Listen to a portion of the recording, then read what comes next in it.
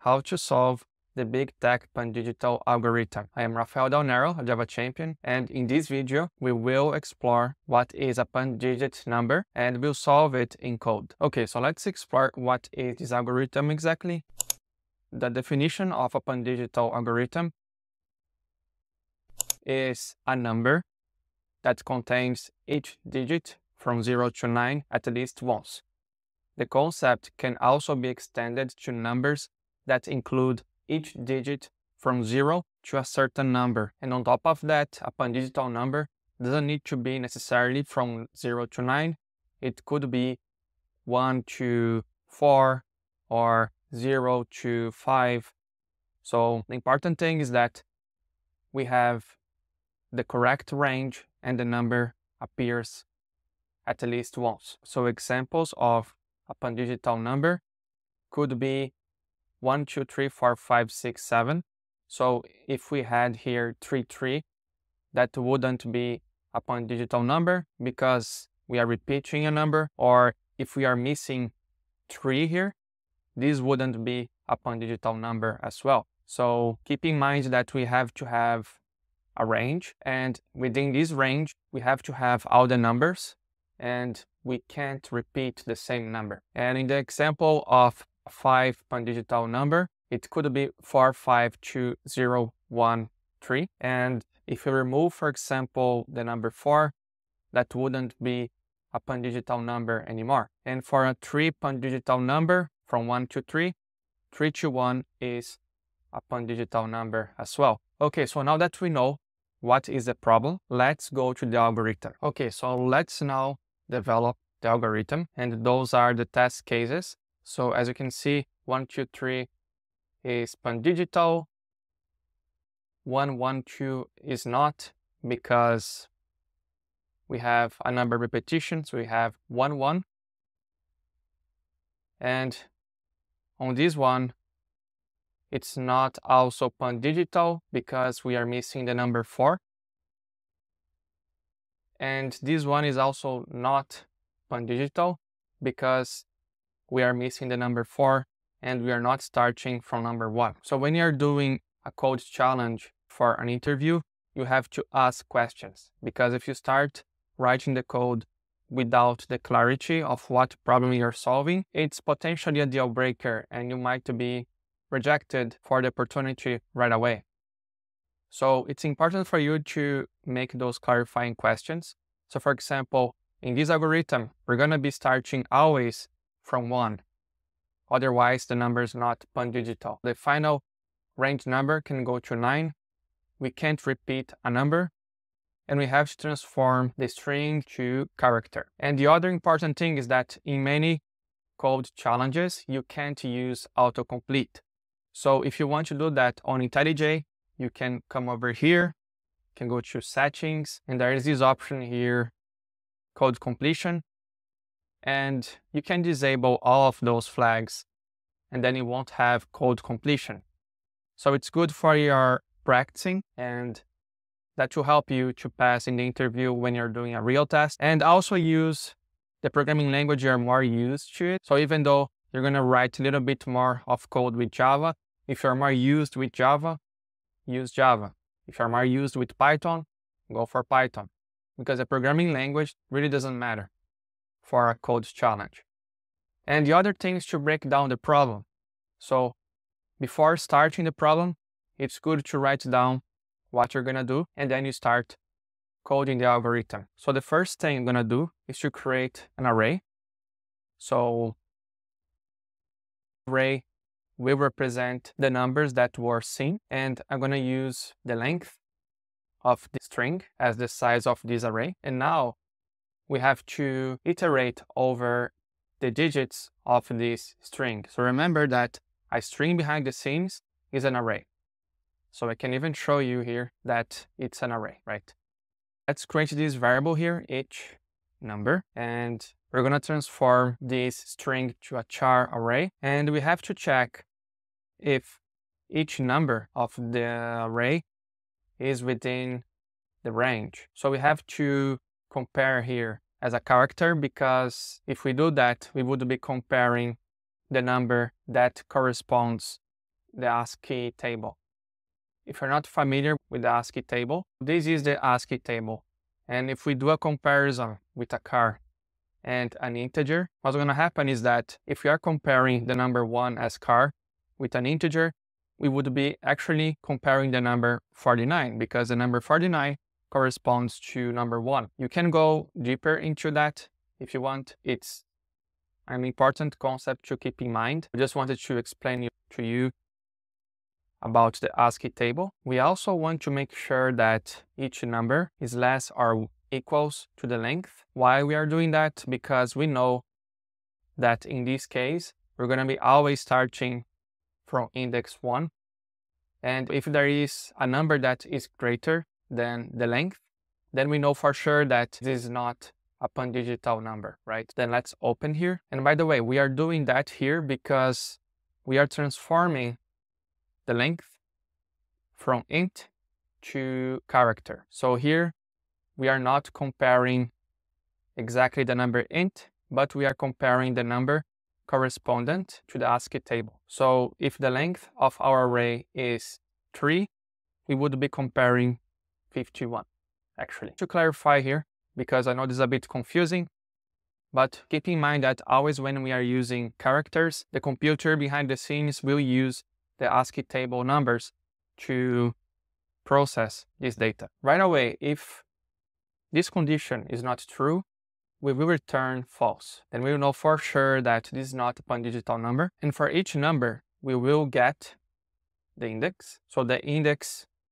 is each number minus 1. Why? It's because in Java, the array's index starts from 0. So we're going to do minus 1 so that the index is correct. And then we will check if the digit was already seen. We're going to use the index here. And if it was already seen, then we return false as well, because we know for sure that if there is a repeated number, it's not a Pandigital number. And here we will assign true to this index, right? Meaning that if we already seen this number, we're going to be assigning true to this array of Boolean. And in the next looping, if we have the same number, then we will return false. And finally, to make sure that our array is completely filled out, we're going to do another for each operation. And if we have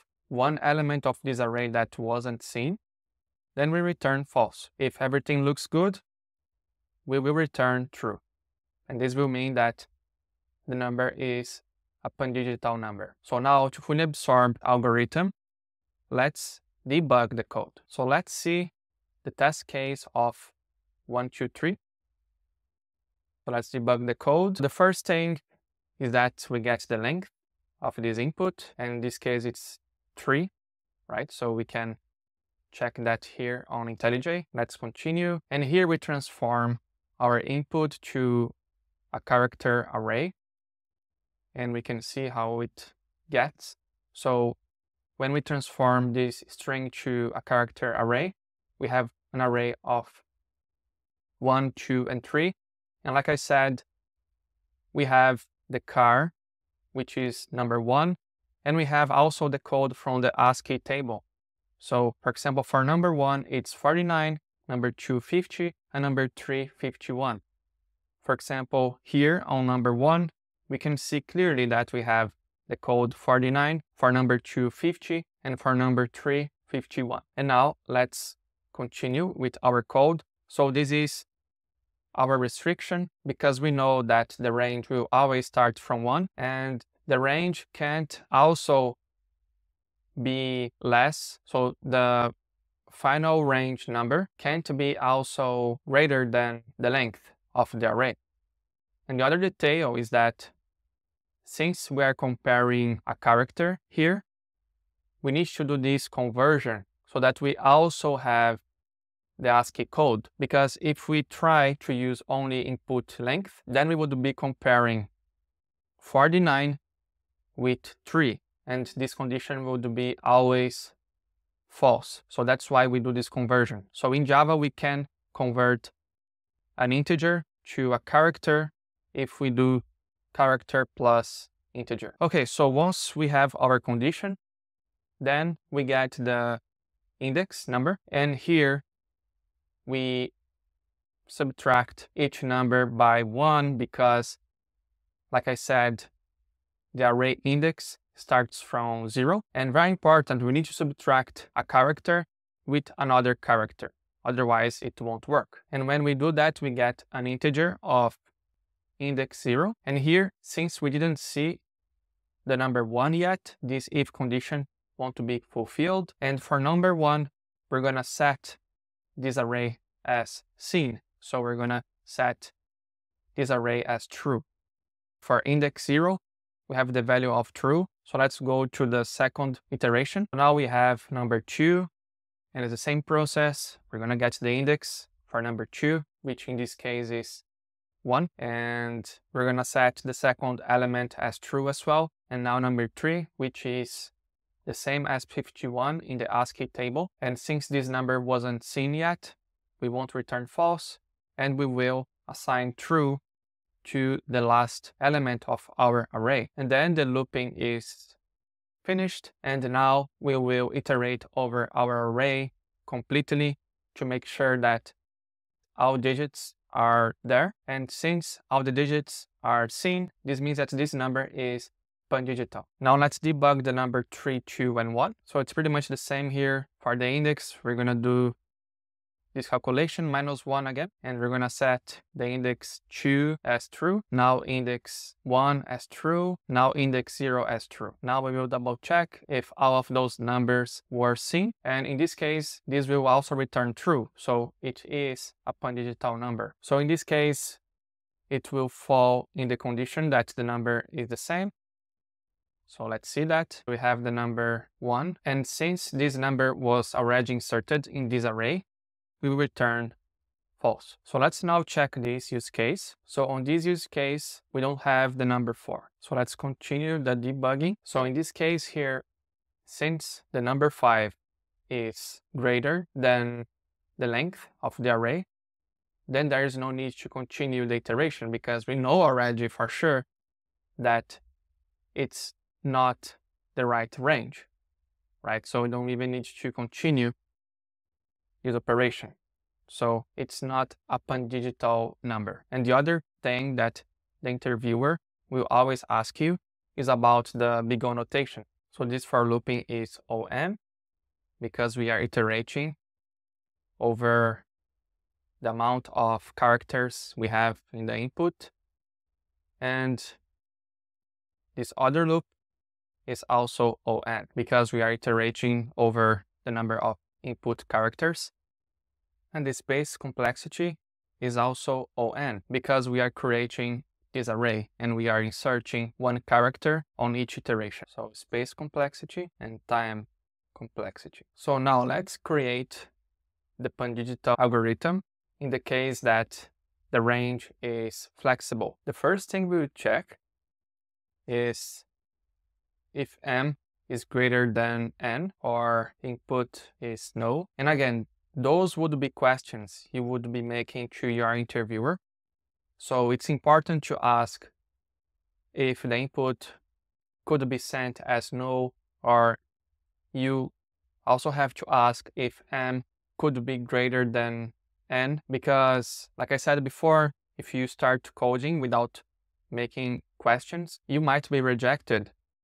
And there is a logical reason behind the scenes, because what could happen is that you could write the whole algorithm and then you could notice that there was an edge case you didn't cover, and possibly you have to rewrite the whole algorithm because you didn't have enough clarity on what problem you are solving. And we will also check if the input length is different than the final range minus the starting range plus 1. So why we are doing that?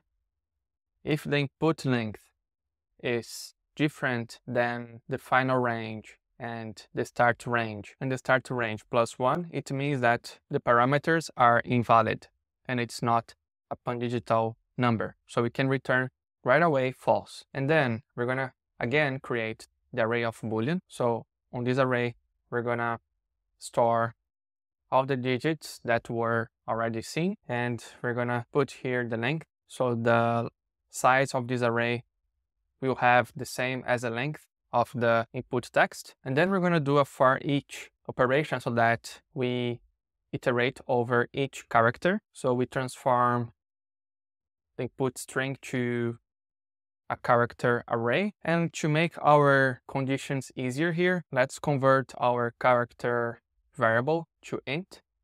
So we write here each number minus character 0, and this will give us the number int. And here we will check if the digit is within the range of the start range and the final range. And if this is false, we return false already because this is not a Pandigital number. And since the index now is flexible, the index will be based on the start range, which is m. So digit minus m will give us the index. And then if the index was already seen, then we return false as well, because we know for sure that if there is a repeated number, it's not a Pandigital number. And then as the previous algorithm, we set the index as true. And that should be it for the flexible Pandigital number. So let's now debug our code to see what works and what doesn't work. In this case, we have the number 4678. This is not Pandigital because we are missing number 5 here. So let's debug our code then to see what happens. So we have the length of 4, as you can see here, should be 5.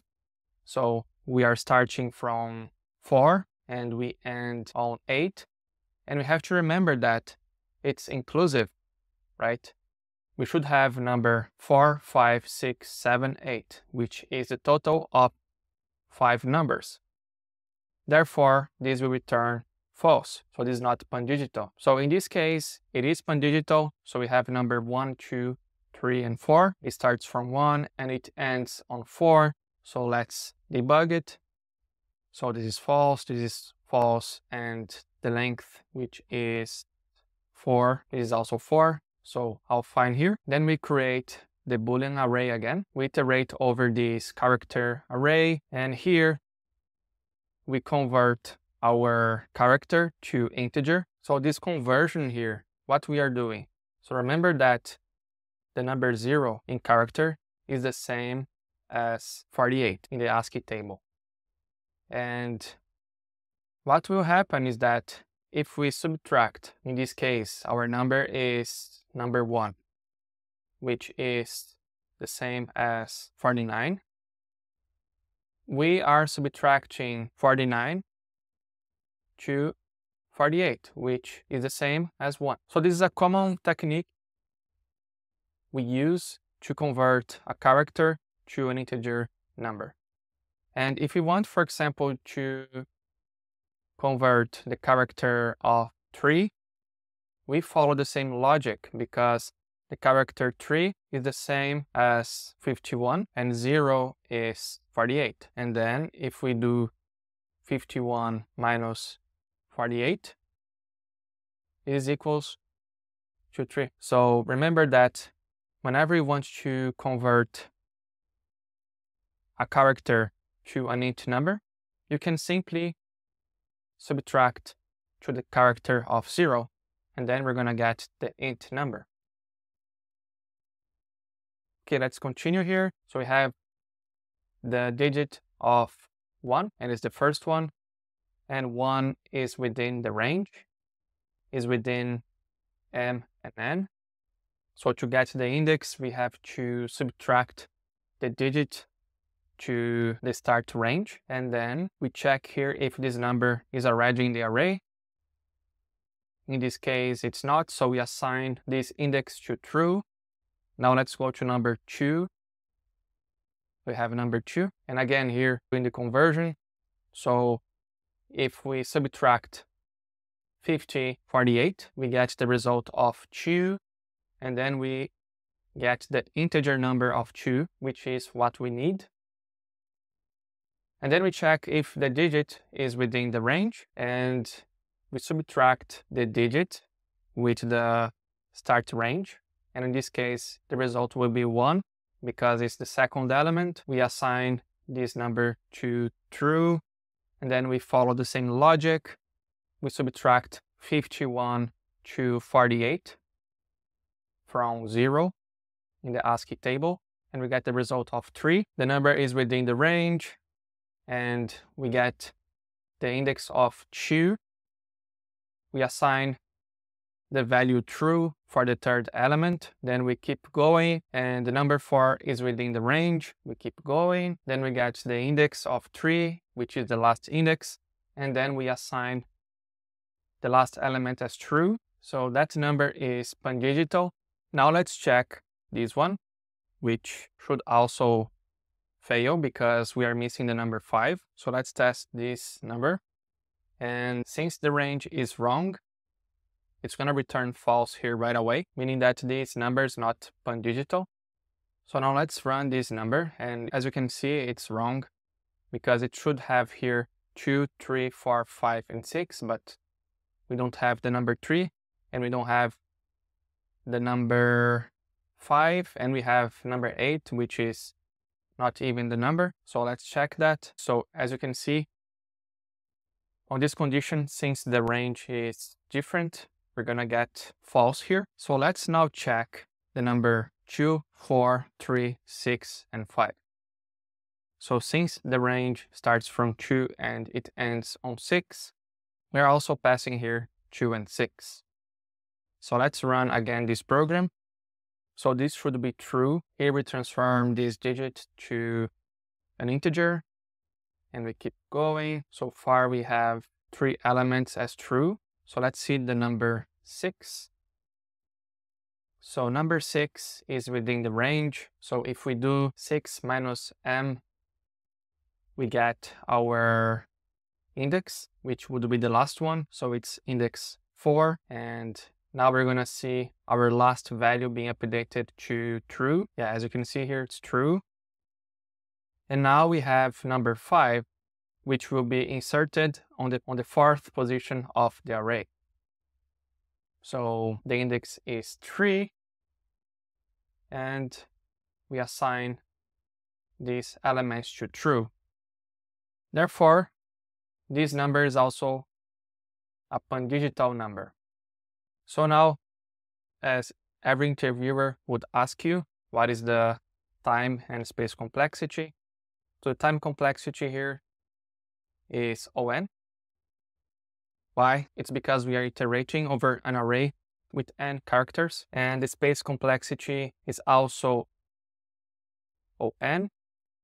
That's because we are creating another array and we are inserting data within it. And just remember that when you are in an interview, it's important to make clarifying questions, and it's also important to practice.